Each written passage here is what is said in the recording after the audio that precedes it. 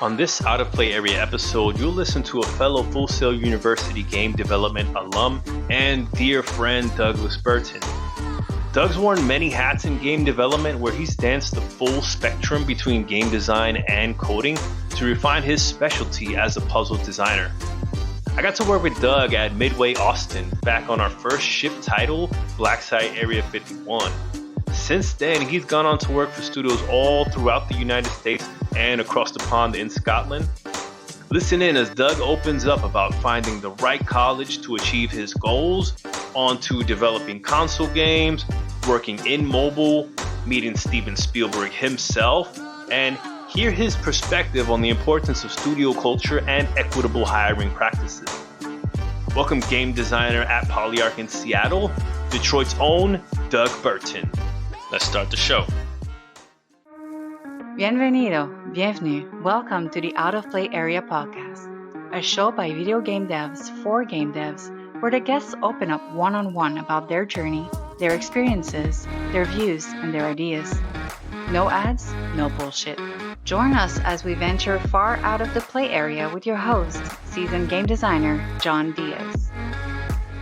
I think you and I have had this conversation before where they're like, get someone to play a game developer, and then they're like, all right, guys, do your job. And then they're like mashing the controller furiously or something. Yeah. Right? Like that's what we actually do at work.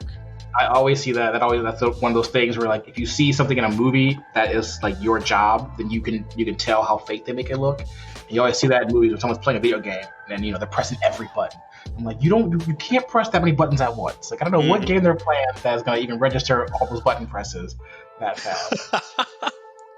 That's a great point, man. That's amazing input pipeline right there too. And I gotta mention one thing that always bugged me. And Charlie's Angels years ago with like Lucy Liu and Cameron Diaz and Drew Barrymore. There's a scene where they fall in this room where these two kids playing N64 controller, and they're playing a Final Fantasy game, and they're both playing at the same time. I'm like, first off, there's no Final Fantasy on N64, and none of them were multiplayer. So I was just like, for so many reasons, this whole scene is fake. But of course, in the theater, no one wants to hear that. But I'm like, this is so fake. You're the only one standing up. Exactly. That's not what the scene's about. It's about Charlie's Angels, not the games. Oh, accuracy, man.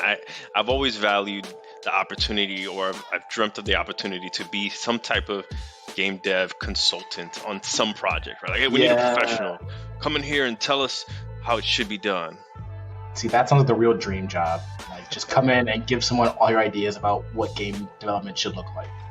So, what are you sipping on? Ooh, yeah. So I mentioned I was going to try and find a stout for today, and I was looking around and I found this one that was on limited release at the store. So I decided I had to get me one. It was limit one per person. So I was like, hey, we gotta get it. Damn. It is Evil Twin Brewing, and it's called Some People Are Immune to Good Advice Maple Bourbon Barrel Aged Stout. Yo, those are perfect. Yes, man. Yes, when you told me you were gonna get a stout, I try to match my guests. I want to be on the same wavelength with them. So I went ahead and got me Dragon's Milk Bourbon Barrel Aged Stout. This one's got vanilla. Anytime I see kind of vanilla or coffee, and bourbon barrel, I like to check it out. Well, to that, sir. Cheers, salud. Cheers to you, sante. Sir. That's good. Oh yeah. That maple, that barrel, that bourbon barrel. Oh, it all comes through. It's all great. Oh yeah. Okay, this is gonna be a great show. Gonna be a great show. How has the pandemic been treating you? I feel like home thing. Yeah, I've always felt like my dream has been to work from home this easy, and I think a lot of people too. But no one wanted it to happen like this sort of situation. Yep. But I'm an introvert in me is very happy to be able to be at home so much, and I can roll out of bed half hour before our morning meetings. And it doesn't matter if I'm still in my pajamas. So I love that part about it. But, just moved to Seattle this year. So the downside is still haven't really seen the city, got to do much. So professionally, work from home has been right up my alley. But socially, I'm like, oh man, I need to get out, do more stuff to get my mind off games, off work sometimes. So I miss that aspect. Because you moved not too shortly before all this hit. When did you get to Seattle? Yeah, I got to Seattle at this point about a year and a couple months ago. So it was like you were in winter. Was it winter 2019? Yeah. Winter was just getting started. That's a great place to start. Let's start from where when you got to Seattle. What brought you to Seattle? Because I really thought that there was no way you were ever gonna leave Austin, Texas. It kind of surprised me too. But because I've been in Austin for like 12 years at this point. And I was working at Scientific Games doing mobile gaming, mobile like slot machine games. Basically taking their Vegas slot machine games and taking the mobile version and doing really the UI and the gamification and all the mobile-based text messaging, notification, push messages, all that kind of extra mobile stuff, making all their games work with that. And that was like almost in my mind. I was like, I can retire doing this because that was like easy game development. Like the slot games were already done.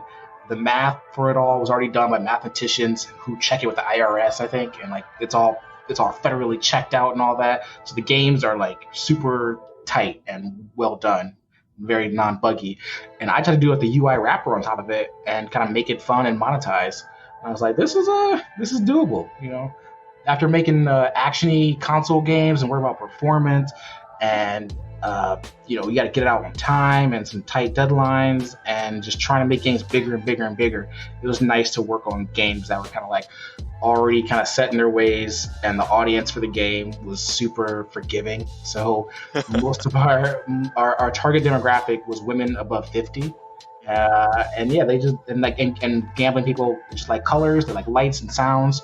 And so it was like a joy to make the game, but also kind of very easy game making, I would say.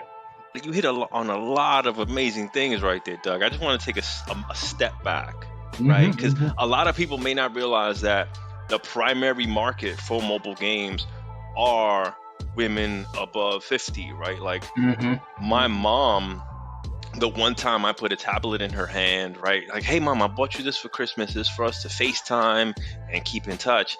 She's like, oh, can you put in like this slot game? I was like, yeah, sure. Here you go. Downloaded it, installed it. And that was all I would see her do. They pick one game and they're going to stick to it. She would get tight as well whenever the paywalls came up, right? Like, hey, you ran out of your daily allotment, right? Hey, but you can pay for more. That was the market. Like, you get those one or two whales who are spending $1,000 every week at least, and because like that's the only game they played. So like that was their version of going out. That was their version of whatever their vice was. So they might not spend money on alcohol or partying or food or whatever. This game was that for them. For some people. And some people are just really rich and just really like slot machine gaming on the go, I guess. I can say I never totally understood it. Like I can appreciate the games, that they're pretty games, but you can never get the money back out like you could in Vegas. So in Vegas, you get the whole light sounds, but if you win, you would get actual money back. With mobile games, you could win and you wouldn't get any money back. You just got a higher bankroll to play the game more. So that part always surprised me. I love it too, because like to your point that we have always worked on cutting edge, state-of-the-art graphics and UX and UI and tight kind of rendering the console or the computer to its knees, right? Yeah. Whereas here, you kind of got to work on something solid and push it in whatever direction, knowing that it can take it, right? Because the processing wasn't that intense. Yeah, and what was funny, I remember at one point, one of our big customers, she complained that her old tablet, the game was running slow on it. And she spent so much money like every week in this game that it was much more cost effective to just buy her a new tablet. They literally just bought her a new tablet, put her information on it, copied our stuff for her, and then just mailed it to her. It's like, here you go. Thanks for being a great customer. Here's a new tablet. Just because, she wasn't techie. Like she just needed a screen that could play the game. but those old tablets just get older over time, and so Yeah. that was the thing too. Yeah, so we had to make the game work for some kind of a low bar quality of cell phones, so that kind of kept the game simple art wise and just made it so it didn't get too complex. So we got to worry about just making the game cool and fun and interesting without having to chase that like graphical fidelity, that sort of thing. So that was one nice break about it. Yeah, I can imagine, right? Like, typically we worry about a few different SKUs, right? Like Xbox, PlayStation, PC, maybe some Nintendo console of some sorts. Yep. And even when you're PC, right, you got to worry about a few different graphics cards, but you can just be like, hey, this is the min one. You need a 1080 Ti. But for mobile, that's a broad spectrum. So many phones. Yep. You got phones, different tablets, screen sizes and resolutions. Exactly, all that stuff. You had to do all kind of stuff to like, and then if they want to rotate the phone, what happens? If they put your app in the background, what happens? And then worrying about issues with like push notifications. And then as the stores add new rules, like the Google Store or Apple Store, they change their rules about stuff. You have to like keep up to date with that. So that was always tough too, because then things changed at one point. You used to be able to have like a demo of your game, and then the demo was free, and then you have a paid version that had like no ads or something like that. And at a certain point, they decided they had too many games doing that. People were getting confused, so they made it so that every game only can have one version. But they didn't really stop anyone from keeping two versions. They would just occasionally be like, "Oh, you have two versions. You're denied updating your game." And it's like, wait, we weren't denied just 2 days ago. And they're like, oh, sorry, never mind, we take it back. Yeah, it was like that all the time. Like they would deny you for something, you call them, be like, can I get explanation about this? And they'd be like, oh, never mind, we'll ignore it. It was just such case by case, person by person approval stuff. That mobile gaming was kind of a Wild Wild West in that sense, in a few ways too. Google and Apple got to earn their 30% pay cut, right? They gotta certify, make sure everything is running smoothly. I imagine that Microsoft and Sony and Nintendo don't have to deal with the same volume that Google and Apple have to deal with. Yeah, that's definitely true. That's so interesting. But like, mobile was not where you started, right? Yeah. I think I started off really doing console. Yeah, well, Midway, where me and you met, that was a console. Wasn't it a PC game? I think the PC version came out later, after consoles. Did the console thing for a while. A lot of big action, shoot 'em up type games. Slowly moved to, I guess, more and more casual type gaming. So even like more casual consoles. I made a few Wii games, and then I never did any like mobile console games. I think I never hit that market. Or like 3DS. I never made like a 3DS game or a PSP game. For sure, I would say the PSP, 3DS, Game Boy games where it would be a different class from mobile. Just touch controls versus tactile button controls are two different beasts. Yep. And then people are just playing them different ways, different times. Because I think when people, like a person who bought a PSP or the 3DS, they were gonna play on the go, and like that's what they were gonna like focus on. And then when cell phones came out, people are gonna like play your game for like 10 seconds, 30 seconds, and then go back to their email or phone call. And so games had to get like way faster, way punchier. Like your audience wasn't gonna stick around for a half hour to finish a level. They were gonna be in for 30 seconds, and if they can't pause your game or get in and out, they're probably not gonna keep playing. And so you gotta think about all that stuff and change how your game works. Just if you're going from console to mobile, the same game just won't work. Yeah, it's a different world, man. It's a lot of different skill sets, and I don't think enough people out there appreciate the breadth of skills and challenges and problems to solve when you talk about developing a game, right? Like absolutely. That's the hardest part of making a game, is telling people who don't make them how difficult it is. And so if you start talking to people who want to make games, or you start getting other companies involved who want to I want to hire you to make a game for me, or I want to port some other game to mobile, and explaining how difficult it is always hard, because you're like, it's a whole process. Like even though the game's already done, you're still making it from scratch if you're trying to port it or something like that. People are always surprised at how much things cost in games and how long they take.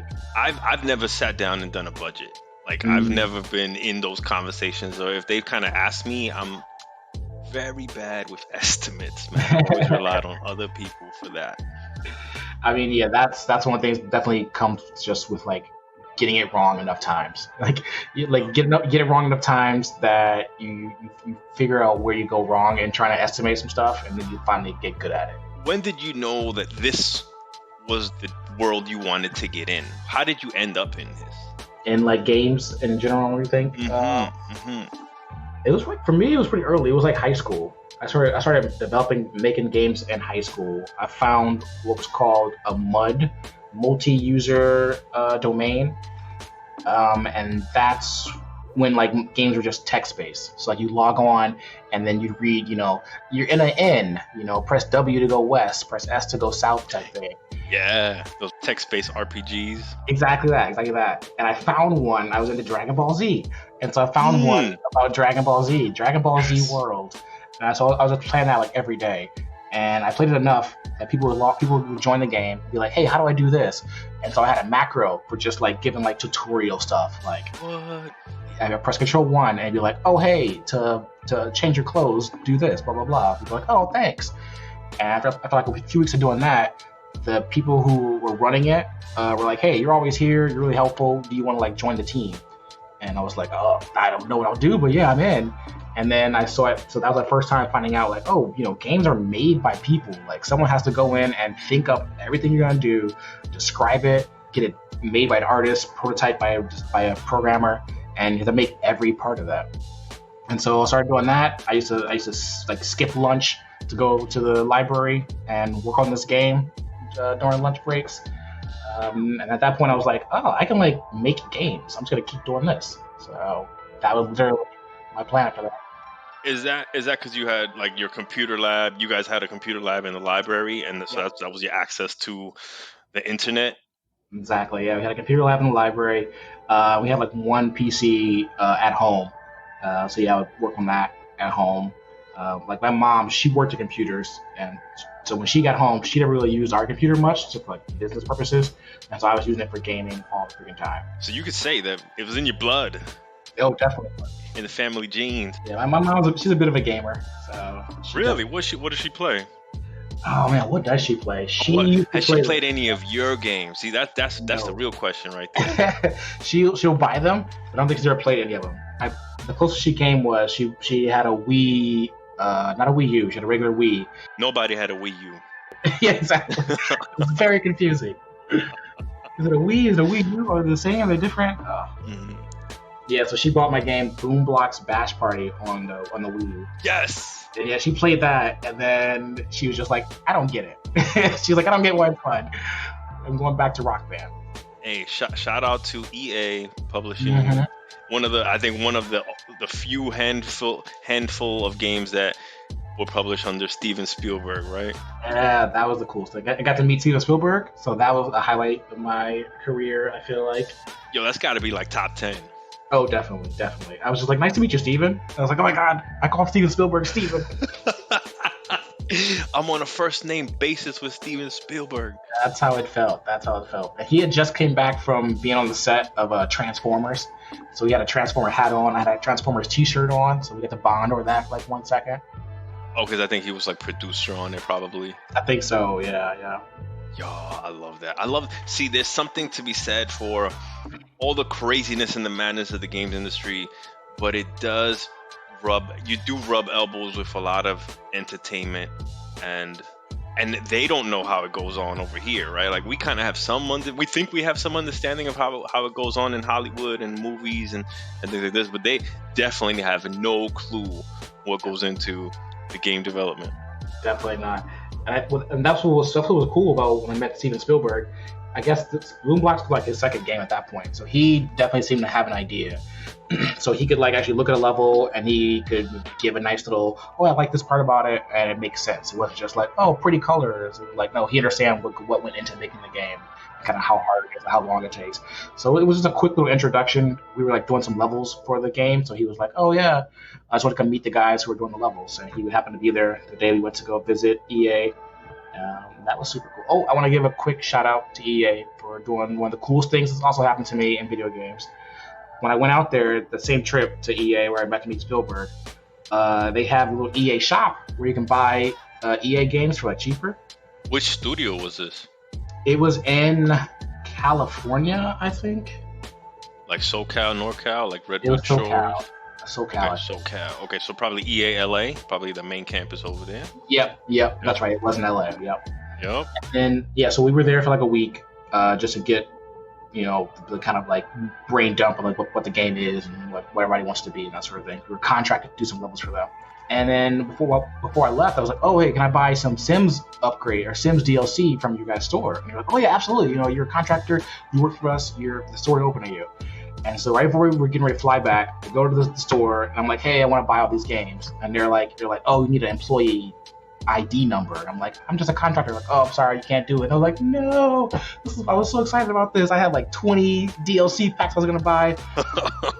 At a super discount. Yeah. And then that didn't happen. So I got back to Austin and one of the producers there emailed me. She's like, hey, I heard what happened. You know what? I'm sorry, I'm going to help you out. But let me know which packs you want and I'll get them sent to you. And I was like, oh, thanks. Actually, these are for my mom. So you can just send them to her and here's which packs they want. And then they're like, oh, your mom? Oh, that's so sweet. And they just sent her all the DLC packs they had. And I was like, that was super badass of you guys. And they didn't charge me. They were just like, hey, thanks for helping us out. We're happy to help you out. So that was super cool. Yo, I love that for so many reasons, Doug. One, you would think that as a game developer, we have our full of games, but no, like there's a vicious cycle of we work on games so we can make money to throw it right back in and buy more games, right? Yep. It makes it, I don't feel as bad now when I buy expensive like packs or whatever, because I'm like, I'm supporting the industry. So yes, it's worth it. Good man. It's crazy, bro, because the Sims community is strong and it is going. It never ends. It never ends, and it's full of wonderful people. Like it's not an average community, and it's not like a hardcore. I don't want to say toxic community, but it's definitely on one of those showcases for like, yo, this is what a great gaming community can be, kind of thing. It is like, I just occasionally hopped in and out of like seeing what the Sims community is doing, and I know just recently they had a big thing where they came out with the melanin pack. Have you heard about the whole melanin pack issue? Let's walk through it. So then there was people were kind of a little upset that some of the Sims darker skinned tones didn't look really good in the game, and so one of the modders, she made it her whole deal to improve the skin tones in The Sims. She did a great job. Everyone loved it. It became like a must-have pack. And I guess they eventually got back to the Sims team about the issues with their skin colored issues and all that. And so they were like, we're going to fix it. We see what you've done to make it work. We want to take that and put it in an actual official legit upgrade or expansion, I guess. I'm not sure what you call it. But then that just recently came out. I think a couple months ago, they released their kind of update, and it had all those new skin tones in it and all that. And so that's just super cool that that came out of the community, and then developers were able to look at that and say, we believe in this, and we're going to support it and actually make it part of the game. So that was super cool. Shout out to X Mira for that. Shout her out. Google her. Check out her Twitch. She's a prominent member of the Sims community. We're lucky to have her. And I've seen your avatar, Doug. It looks uncannily like you. I mean, yeah, that's all Claire's work. My girlfriend. She got into the Sims a couple months ago, really. And yeah, so she is very detail oriented with our Sims. How much time does she take? Hours. Yo, so there's something to be said. Have you ever worked on a character customization feature or system? Because I've never worked on one. Actually, I've dabbled with it, but I'm always keen to learn or hear about people that mess with those, because they're huge. For some people, that's like 50% of the game. Oh yeah. Like one game I worked on, All Points Bulletin. That was probably our best feature. We had a super in-depth character customization feature. You can customize your character's tattoos, every mole on one person's body, basically. And then you can do the same with like your vehicle. And so people got so deep in personalization that was really the best part of the whole game. And people would spend hours and hours, and there were whole communities around just the personalization features. And so I love any game that lets you get into that in detail, because you can really do your own storytelling once you can make your own characters like that in depth wise. I'm always a fan of it when the games take that personalization system really seriously. Was that something that you were involved in? So that was Real Time Worlds, right? Those were like the original Crackdown developers. Yep. Crackdown, and then the owner of Real Time Worlds, I think he was the guy that originally made the first, or they were the group that made the first GTA, like the old school top-down 8-bit looking GTA. Yes, definitely. There's a lot of talent in. What part of the UK was it?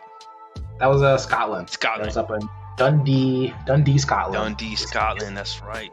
It's the sunniest place in Scotland because it apparently gets the most sunny days in Scotland. I always found that like London and the Pacific Northwest and Seattle have similar weather. Definitely do. Great. That's why I feel like I haven't changed my weather situation too bad. Like they're very different than Austin, but they're not too different than like Scotland or even Detroit. I'll say that's where I'm from, Detroit. I'd love to dive a little bit in on your background, right? Because a big part of this show that I want to put out there is for people to understand that there's no one cookie cutter mold of game developer, right? Like we come from everywhere, all shapes, sizes, colors, sexes, belief systems, and all that. So that's really what I want to feature. So yeah, please take some time and tell us where you're from. From Detroit originally. Grew up there. Can people say like the D when they say the D? Is it Detroit or is it like? You could. I mean, people. I don't know if people really call Detroit like we don't really do like D town that sort of thing too often. But it's like if you're in the Midwest, then yeah, if you say the D town, then it's gonna be Detroit. Okay. But if you're in the South, that's gonna be Dallas. So. Okay. There's a fine line there. Be careful. Okay. Yeah, thing is, when I grew up in Detroit, it wasn't about Detroit. It was more about which block you grew up on. Like, remember Eminem came with 6 Mile, the movie? Yes, 8 Mile. I grew up on. That was 8 Mile. Yeah, that's right. I grew up on 6 Mile. So it is really useful as a marker where you're from in Detroit. I've known you for over a decade, and I didn't know you grew up on 6 Mile. There you go. Detroit. We don't talk about Eminem or 8 Mile often enough. Damn. And Eminem's one of my top. He's one of my top 3. So I got, that's so, I love it. See, that's one of the big catalysts for me putting this show together, right? Half of it is to like expose the people behind the games, that we're not just machines, that we're not just kind of what you see out there. And the other half really is selfishly for me to get to know my friends and people that I've worked with on a deeper level, right? And have an excuse to kind of ask you these probing questions, right? Without it feeling too kind of like, yo, why you grilling me, John? Why you grilling me? No, I think that's awesome. I mean, like we see people in video games, like in interviews and that about their games, but we don't always get to know individual people behind the games. Like a lot of times it's about studios or studio heads or what the studio has done previously, that sort of thing.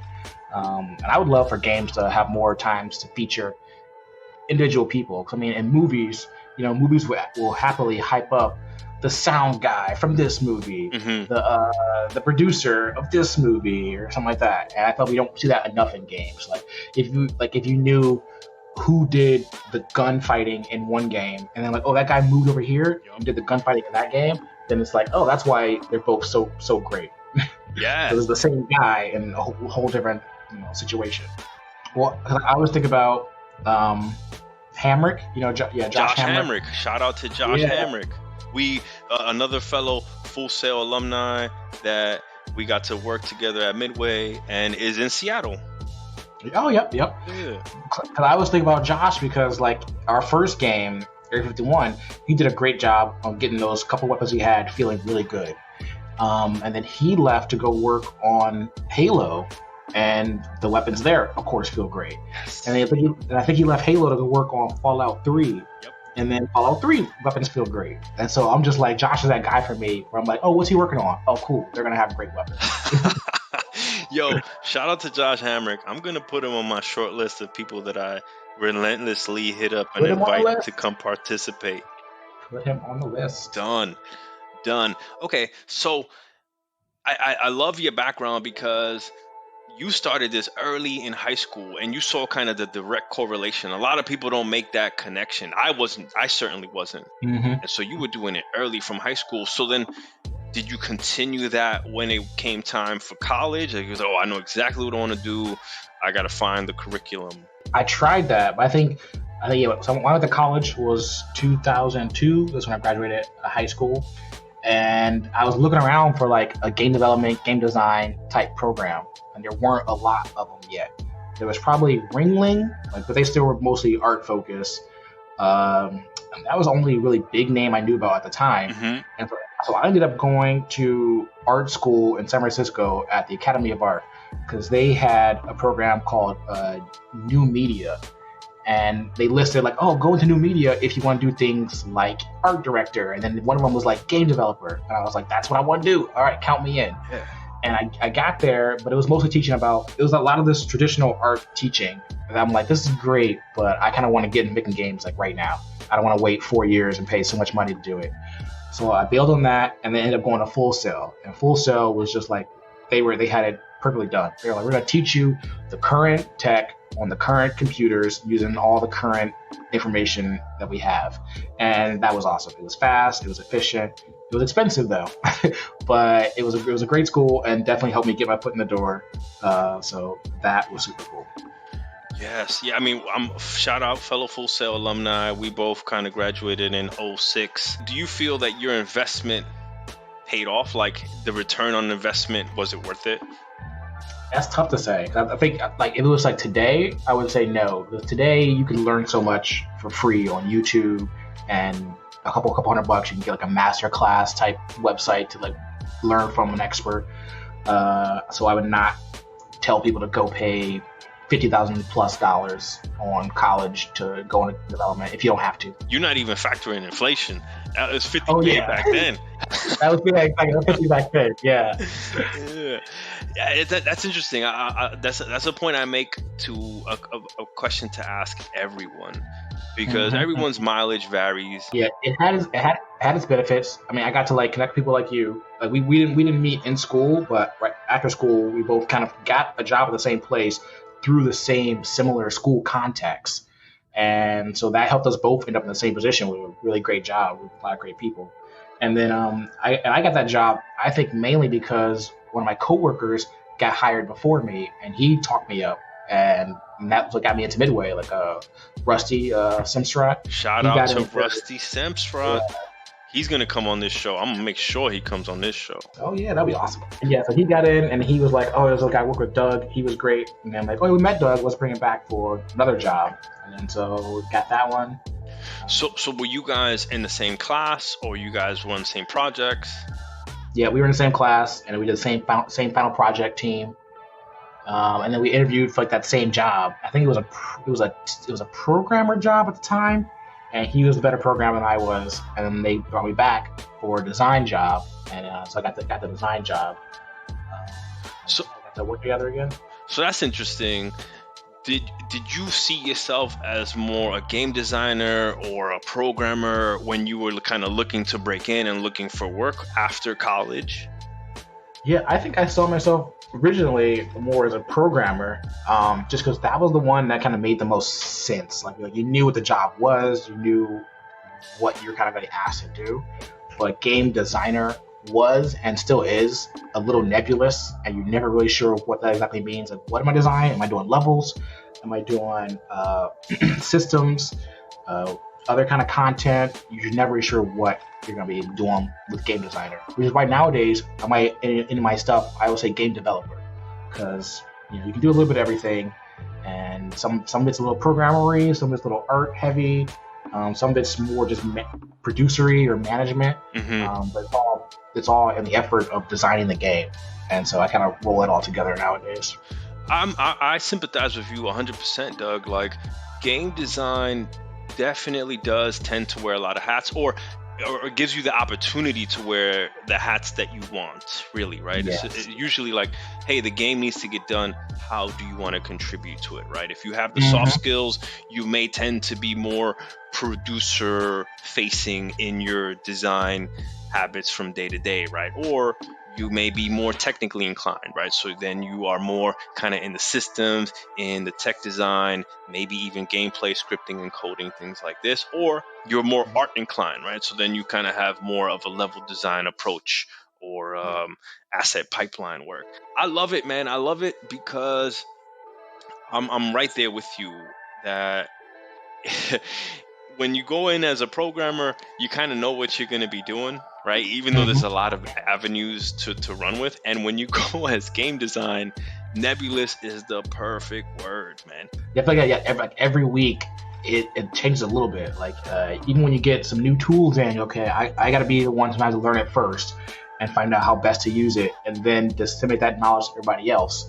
And and just hope that I was mostly right about what I think the best way to use it. But yeah, it's a little bit everything. I like that. So whenever I speak about you, Doug, I'm gonna be like, yo, Doug Burton, the good homie / game developer. I don't say game designer. I don't say game programmer. I don't say game artist. I'll take it. I like it. Game like developer, because you do it all. I try. And thing is too, like, that was one of the things when I got into games and went to Full Sail, I wanted to go somewhere that I thought would teach me enough that if theoretically I was locked in a room by myself with infinite resources, I could make a great game. Like, I would know enough about everything to like pull the audio together, pull the art together, pull the programming together, and still be able to make a great game with just what I know.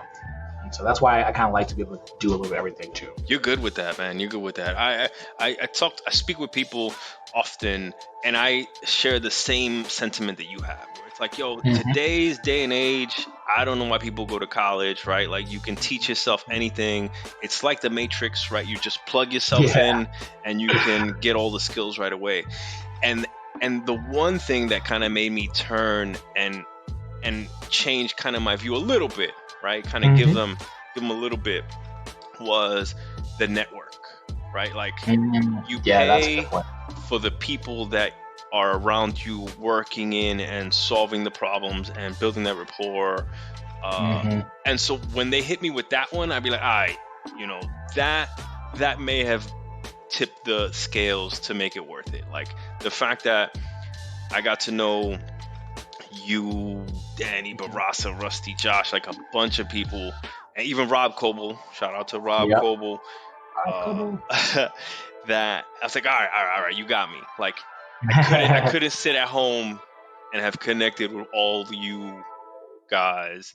And like you said, like, all those names you just mentioned, we all probably got just that first step in thanks to Rob Coble, which is like he was he exactly at Full Sail? He was... I always butcher his job role, right? I'd be like, career advisor, career development. He was that. Yeah, I'm gonna definitely invite him on the show, and I probably want to even do like panel style, where we just be like, all sit there and be like, all right, Rob, we're gonna interview you, man. We're gonna hit you with like all the questions we've ever had. That would be funny. I would love to hear about how things were from his side of the things, and then I'm always interested. How many other Full Sail developers out there, kind of have him to thank for setting up that first meeting. Their first job. So we jumped around a bit, Doug, and I love it. I love the free-flowing form of just chatting with my buddies and getting to know and getting to share your story with the public. When you broke in at Midway, and you broke in as a game designer, what would you say were those kind of essential skills that you were like, yo, I'm so grateful that I have these? And then what were the ones that you didn't know you needed to know, but you picked up, kind of thing, if that makes sense? Yeah, I think so. Game designer, you definitely want to be able to like put yourself in other people's shoes. So you kind of want to look at a level, and not always say not just what do I think would be cool, but like what would be cool as someone who has no idea what I'm trying to get them to do. And so that's why I really love making puzzles, because for me that's what most game development is. It's like puzzle solving, and then setting up a puzzle so that someone behind you can have a good time solving it. So I always love, you're making a room and you know the goal, but then you need to make the goal interesting to find, then interesting to figure out, and interesting to get to.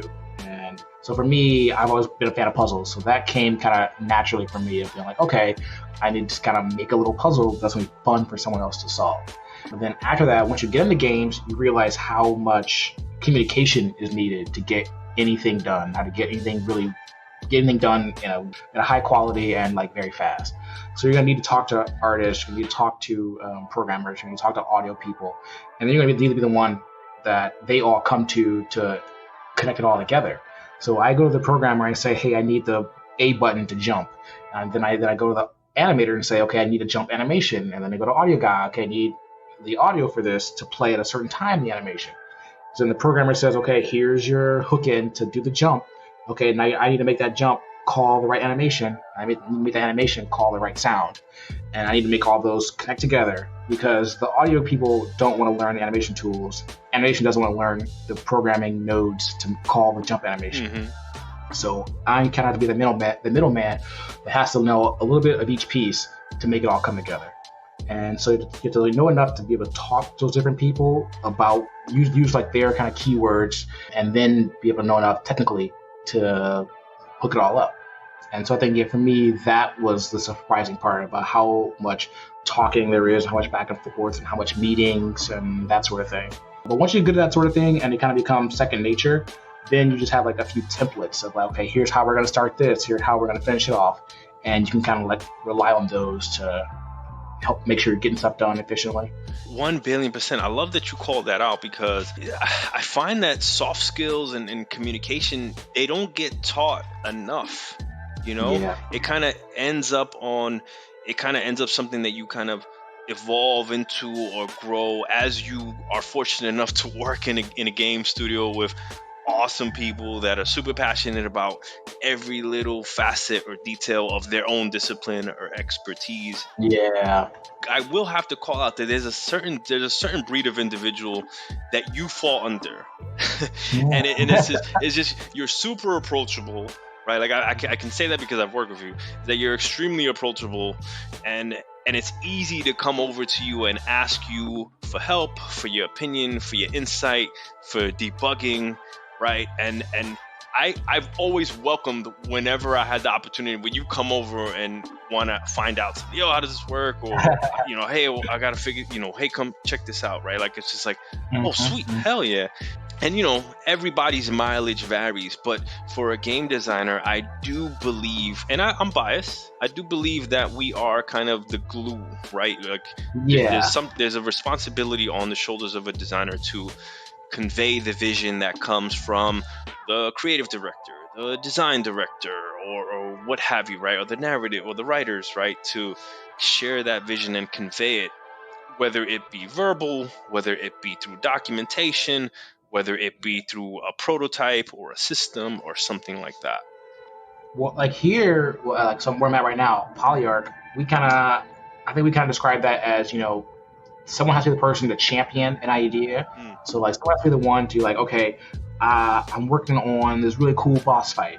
And so I got to be the one to be like, okay, here's the story of the boss fight. Here's how it should feel. Here's how it should sound. And then I have to be the one that people can come to be like, is this sounding the way we want it to? And I can be like, it's not, we kind of want to go more this direction or more that direction. And then you can just rely on the person making it to like interpret that to still make something super cool. You're like, I want to be a little scary, or I want to be a little more whimsical.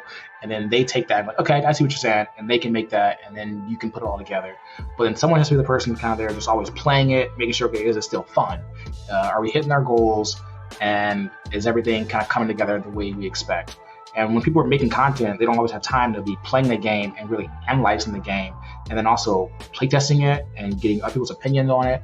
And so that's a big part of design too, is being the person who is shepherding each idea and making sure it's being completed, it's not buggy, it's actually fun. So yeah, there's just a lot, like you said, a lot of stuff that goes in design, and a lot of stuff that goes in development, game development in general. which is just like those soft skills. I love that. Yeah. So shout out to Polyarc. I'm glad that they got you to come out to Seattle. Me too.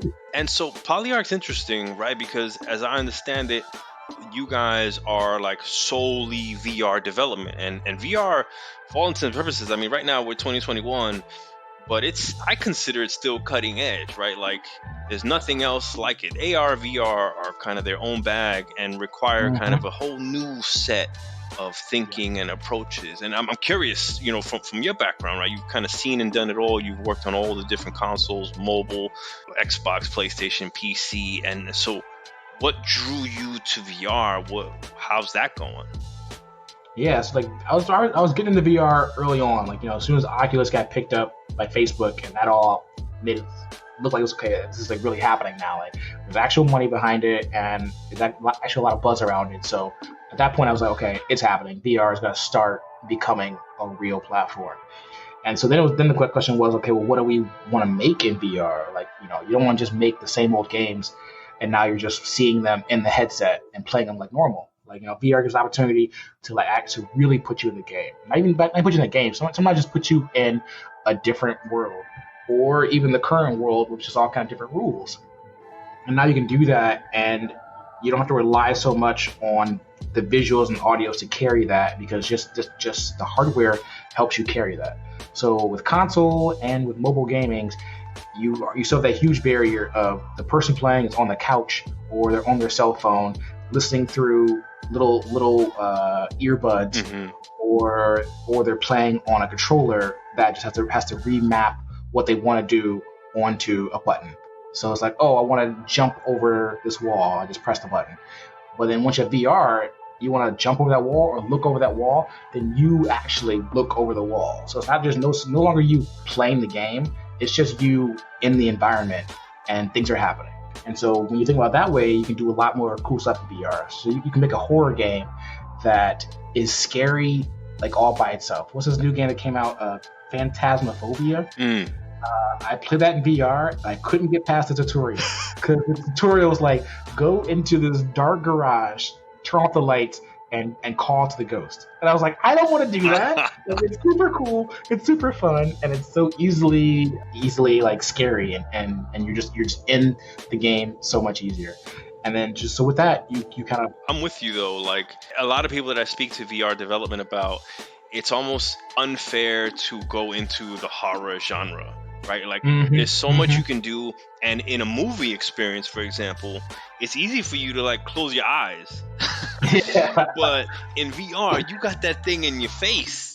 Yep, you know, and it's expensive, and you can't just like rip it off and chuck it, right? Like you're like, it's just not muscle, it's just not instinctual, right? So you're still facing that thing, and it's almost unfair. Yeah. So that's definitely a design thing that I consider cheating, but I see so much promise there for sure.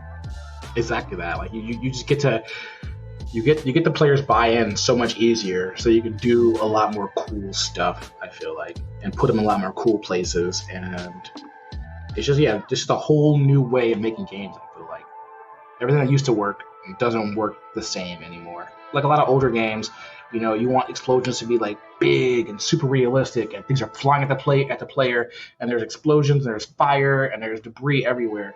If you do that now in VR, that's super tiring and stressful. And if things are flying at your face, you're like, oh God, that feels horrible. I don't want any of that to happen. And so now you have to like change the way you make games, because games that were exciting are now overstimulating, I guess, in a way. And tiring too. Yeah. That's interesting. I wanted to touch on that a bit, right? Your background, your extensive resume and experience, right? You worked at Midway on Blacksite 51, Virgil on Darksiders 2, Redfly, APB at Real Time Worlds. A lot of action-oriented combat, high intensity games. I empathize 100%. Those are the type of games I love to play, so I love to develop them. But it seems like you've migrated or evolved in a different direction now in the types of games you're developing. Yeah, definitely. I mean, I definitely did a lot of action games. Yeah, because I think I did APB. That was like cops versus robbers. And I really like the personalization that was on that game. And so I like the Costas Robbers things because a lot of players put their own story behind it. And so it was super actiony, but it was really more about the story of like your cop character or your criminal character. And it was big on personalization. So I love that. And then after doing Darksiders, and you do the apocalypse, and you're playing as Death, and you got all these bladed weapons. That was super cool. But at that point, I was like, okay, I think I've had my fill of this whole death, despair, kill type games. I kind of want to do some more stuff that's like joyous and fun and interesting, and things that are gonna like sit with you after you're done with the game. Playing a couple games, like one that really stood out to me was the Stanley Parable. And that was super meta. Like, you're like, it's like a game that knows it's a game, and you can play how you want, and it'll kind of comment about how you're playing it and like talk back to you. So it was a conversation almost between you and the game. So that was super cool, and that was like the next idea of like that. This is what games can be. Like, they don't have to just be exciting and fun. They can be really cool story experiences and things that really stick with you. I think we're seeing a lot more games like that kind of get bubbled up and stand out to people. You have games like The Last of Us and all the Naughty Dog games. People love those for the action, but we always come back to like how great the story are and the characters are and that sort of thing. So I think that type of gaming is becoming more and more popular, and people are praising it more. And so I kind of moved towards that. I'm like, I really want to do more games that people play and they're like, man, was that a game or was that just like a really enjoyable story experience? So I'm trying to move to more in that direction. Amen, brother. Amen. Like, you got to evolve with the times and the trends. And I love that you're staying at the forefront of that. You see kind of the patterns of what people are gravitating towards. And to be fair, the industry is maturing. Yeah, definitely. It definitely is.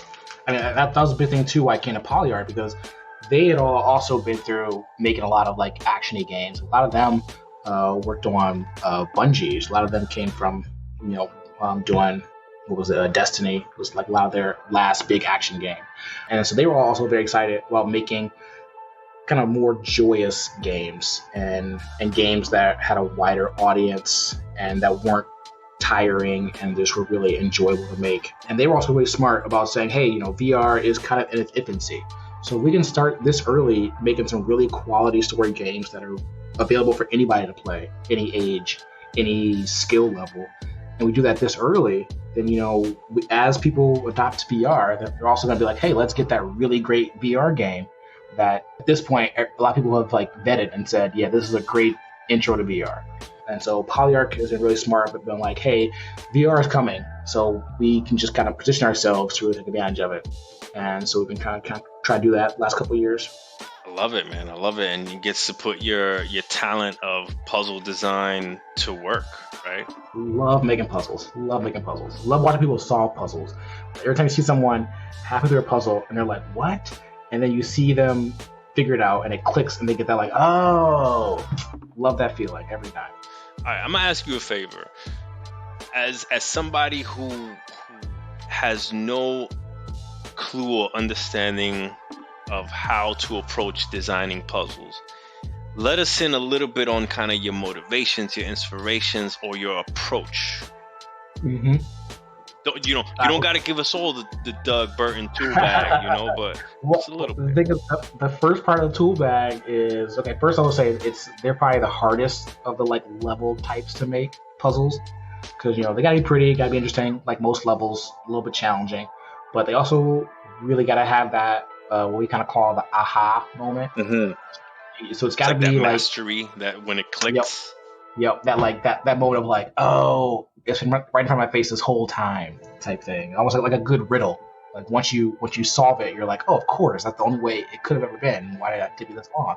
But the biggest thing for me with like level design in general is I just get ideas from everywhere. Every little thing you're doing, whatever cool design you see, like, oh, you see you eat a strawberry that day, and the shape of the strawberry makes you think about a level idea. You're like, oh, I can make a level that's like strawberry shaped, and then instead of seeds, that's where there's little holes that air is blowing out of, and you have to like time the way you move to like get around those holes, whatever. Something like super weird, generic like that, and you just get it down on paper or in some kind of prototype state, and you just start feeling it out. And just okay, what about this idea is actually interesting, and I want to like keep, and you just keep piece by piece, and then you say, okay, this little section works. Let me like figure out what works for the another part of the level, and you kind of just do it section by section. So you kind of get that kind of beginning feeling good, get the middle feeling good, and then make sure that it has that aha or that hook moment of like, oh, that's the piece that I'm missing to make this all work. And yeah, there's no real like 1, 2, 3 like step process. It's really just get into it and you start just feeling it out, and then usually the puzzles kind of make themselves once you have the goal, have the obstacles. Then you just kind of see how can I move these things around to make it interesting to get around the obstacles to get to the goal. Okay, I dig it. I love because I got design homies on the whole spectrum, and you strike me as a feel it out type. I absolutely am. I'm that person like I just start making like a lot of people do the paper design or even do like Legos to like picture it in 3D. Yeah. And I'll just close my eyes, feel it out, picture what I kind of want to do, visualize it, and then visualize it. Yeah, and then I just open the editor and just start putting in blocks and playing through the game. I'm like in the game immediately. Awesome. So there's an element there of like knowing the blocks that you're working with, knowing what the player knows that you have to kind of teach them or work with. Yeah. And there's the base setup, there's the end goal, and there's the middle hook, right? So I'm curious if I can dig in a little bit deeper on the hook. How do you identify the hook? Oh, that's tough. I'm trying to think about a couple puzzles I've done, and the hook is really tough too, because that'd be great if you cite an example from a game you've worked on. Yeah, I'm trying to think of the last puzzle I just made. I made one recently that I liked the hook, but people who did it the first time were like, "Oh yeah, that feels good," but people who did it the second time were like, "Nah, I don't think it works," and I can't decide if the puzzle is like too difficult or too easy, because once people figure it out, some people think that it doesn't work. It takes iteration. What's very interesting, what you just said there, was like, it's dope the first run through, and then on the second run through, it kind of has a different vibe, a different feeling. Yeah, well, because like a puzzle is like a riddle. Once someone knows the answer, they're no longer solving it; they just know it, and so you only get one chance to find out if it works or not. Like you're like, okay, here's the puzzle. I can't tell you how it works because as soon as you know, that's it. You're gonna know how it works. Yeah. So I need to watch you solve it and to see if at the right points you make the right kind of realizations. So yeah, usually with a puzzle, they enter the room and you make the goal clear and you make it clear what they can manipulate. And so they say, okay, that's what I'm trying to get to. I can turn this thing and I can press this button. So, and then some people those are the elements, right? Like, hey, you're gonna work with these 2 or 3 commands or buttons or elements. Yep. So you got your goal, got your elements. So some people work through different directions. Some people start at their character and figure, okay, how can I get my character just further into the level? Some people actually look at the goal and say, how can I get from that goal kind of back to my character? It's like a maze. Do I start at the start? Do I start at the end point, working way back? People come at either direction. But then what you want is to watch them piece together. So they make sure they figure out what pieces they can manipulate, make sure that's obvious and clear, and they figure that out. And then you want to breadcrumb a couple steps of it. So maybe when they come into the room, the button that they can press sort of like blinks or it unpresses to like show that, oh, it's movable. So now first thing I do, they're going to go to the button and press it. Okay, what does this do? Oh, okay, it moves this wall piece. Okay, how can I use that wall piece? Because now it's a new element I know I have. So now they have learned something new about the puzzle, and they already feel like they're making progress. And which feels so good. Yep. So eventually people figure out, okay, I have all the pieces. Now how do I use these pieces? Okay, so I press this button, a wall comes out. If I get off the button, that wall goes away. I need that wall to get somewhere else. So now the question is, how can I keep this button pressed to get to that wall? So then So then they're stepping through. Okay, what can press this button? Oh, this thing I can pull or drag. Mm-hmm. Okay, so I put the thing on the button. Now I can get to the wall. I'm on the wall. What do I do with this? And then they're on the wall, and then they go. So that's kind of the next stage of the puzzle. So stage 1 is kind of like figuring out all the elements. Mm-hmm. Stage 2 is figuring out, okay, when I use the elements, what new thing changes, and then how do I use that new thing that has changed, and does that get me closer to my goal? And so it's just that 3 things over and over and over. What are the elements? How do I use them? What has it gotten me? Okay, what are my new elements? How do I use those? How much closer does that get me? Yes, it makes sense to me now. It's like give them a chance to explore and play, to figure out, oh, these are my elements that I can play with, and then see how they can apply those elements in different interesting combinations, right, for their agency.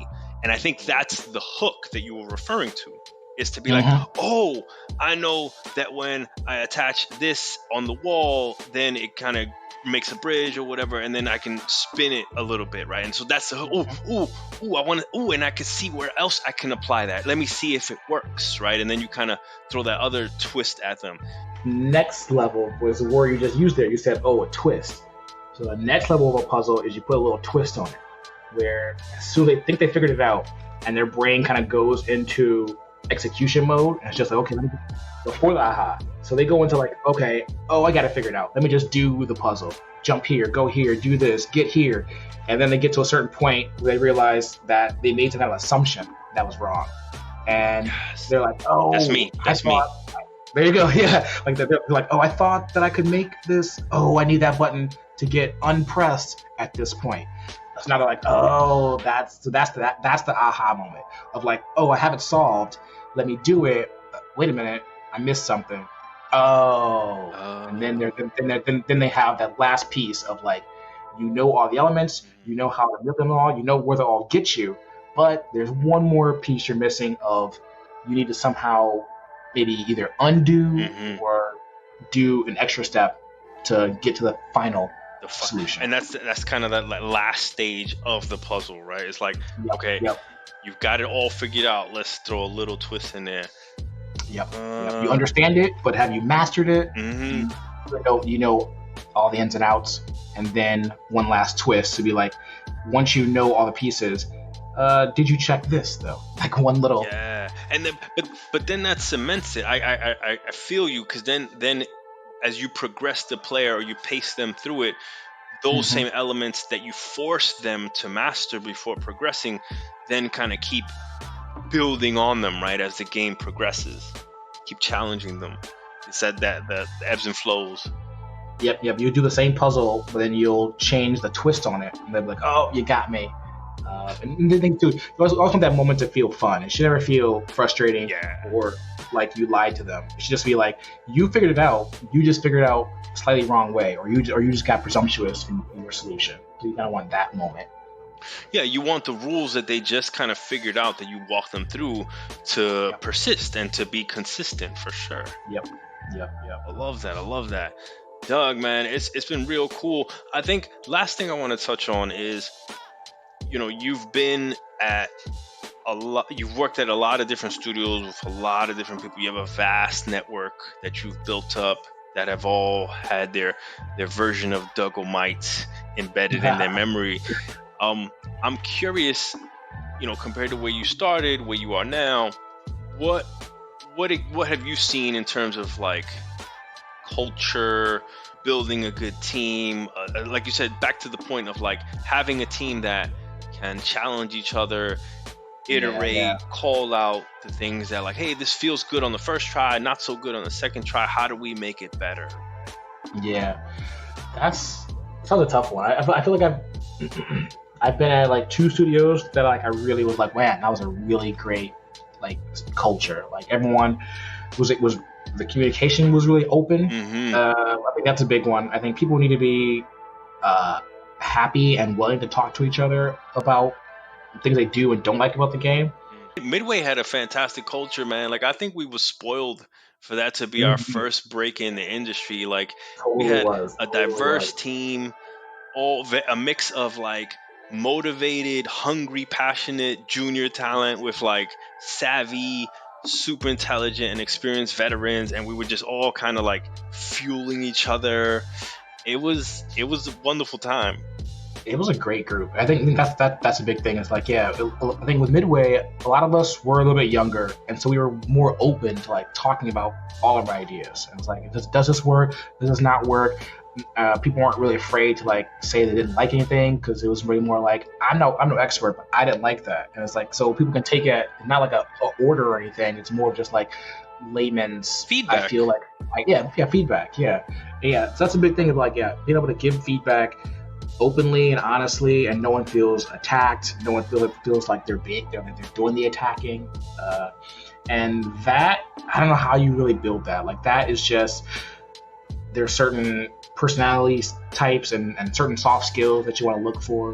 In fact, I'll link you one of our audio leads just did like a blog post or interview about our interview process. Okay. And about how, we definitely try to do a good job of looking not just at someone's technical skills, like can they do the job, but really like can they grow in the job, and like, can they work with the team well.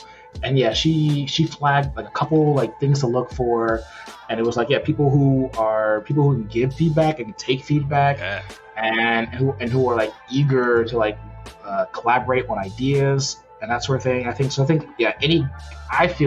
hope that good games come from happy teams. Because I'm trying to steal that whole milk thing, like when good milk comes from happy cows type thing. I remember that campaign. Happy cow milk. Is Polyarc hiring? Is there anything you can talk about with what you're working on? Yeah, so Polyarc, we are hiring right now. We're hiring some. We need a QA team, really, and we're also hiring some audio. I don't know the term is audio creators, and that's why that hiring thing came to my mind, because one of our audio team had just done a whole interview about how to hire and how equitability in hiring and how to reduce bias in hiring. And so we use all sorts of tools to make sure we're reducing bias as much as we can.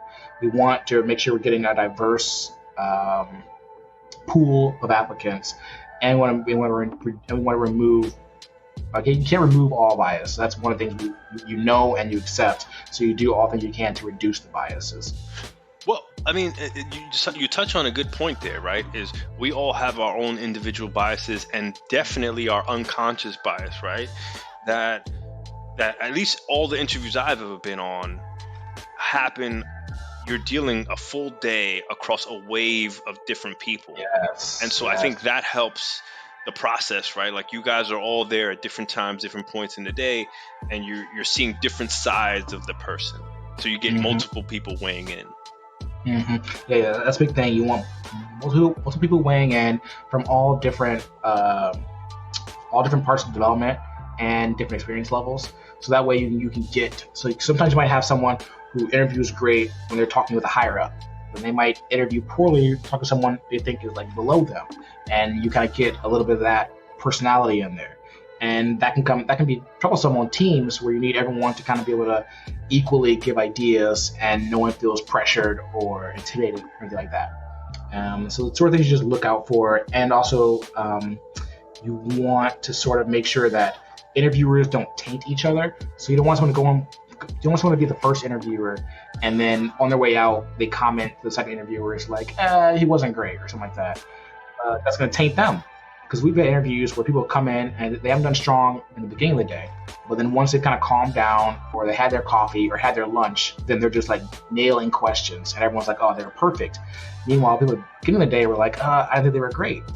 And you never know what the reason could be. It could have been a bad day, it could have been a bad internet connection, they hadn't had their coffee yet, sort of thing. And so we want to make sure that one like bad interview won't tank someone's entire interview process. And there's a lot of things you can do to prevent that. Absolutely. Even now, in the age of virtual Zoom interviews where you're behind a webcam, and maybe your best traits either are magnified or not, Mm-hmm. that's something to be accountable, to be mindful of, right? Yep. So I Yep. really appreciate those words of wisdom there. How do people reach out to you or connect with you or follow you and see what you're up to, man?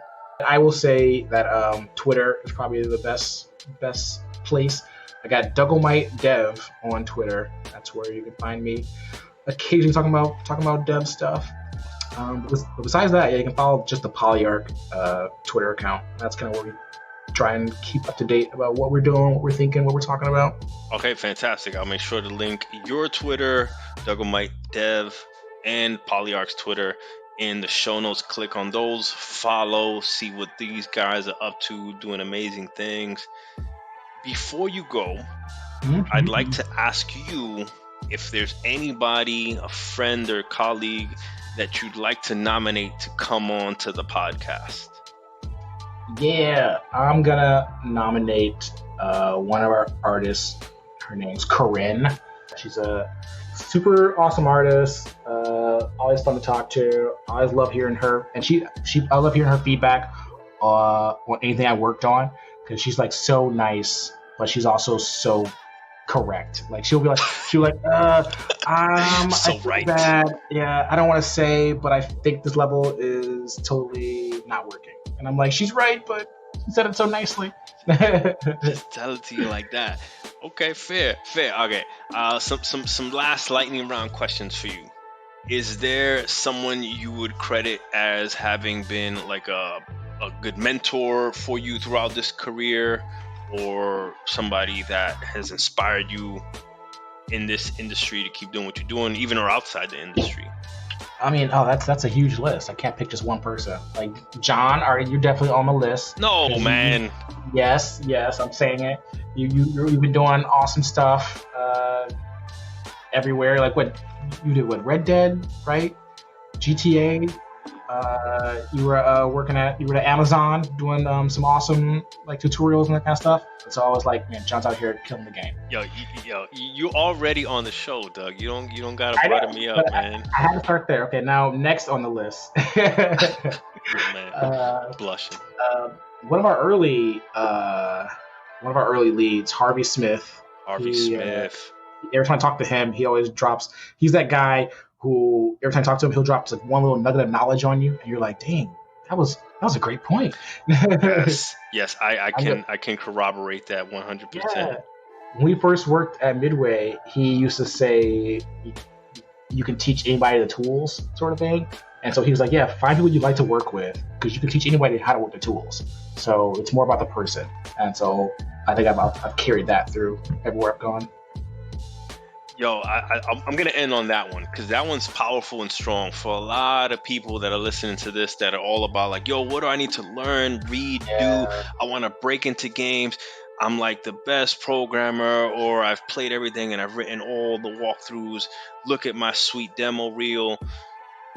Why am I not getting hired, right? And so, to emphasize what you just said there, the person you are, right? Like, your nature, your temper, when things get rough, as they will do when we're working on a game for years, is about, yo, can we ride together through the thick and thin to get this thing out there? Absolutely, because there'll be a lot of conversations, a lot of tough conversations, a lot of disagreements, and hopefully many more agreements. But in between all that, people you got to talk to for 8 hours a day of your life. So definitely make sure it's people that you feel you can talk to and you can enjoy working with and creating ideas with. So I think that's always a huge part of game development in general. Hell yeah. I mean, it's a clear sign of why you stuck through it so long, my friend, for sure. I think so. Absolutely. Yo, Doug, it's been an absolute pleasure having you on the show. You too. I hope to bring you back in the future when you got anything else you want to share with the world. The next person to fall out of the play area, Corinne, artist at Polyarc. I'm going to hit her up. I'm excited. Take care, brother. Thank you. Shout out to Doug for walking us through his journey in this wild industry to where he currently resides at Polyarc in Seattle as game designer on their VR projects, and his conscious evolution as an intuitive creator working on action titles and then moving on to the comfort of tightly designed casino games on mobile, and ultimately seeking to make a more resounding and memorable narrative and immersive experience.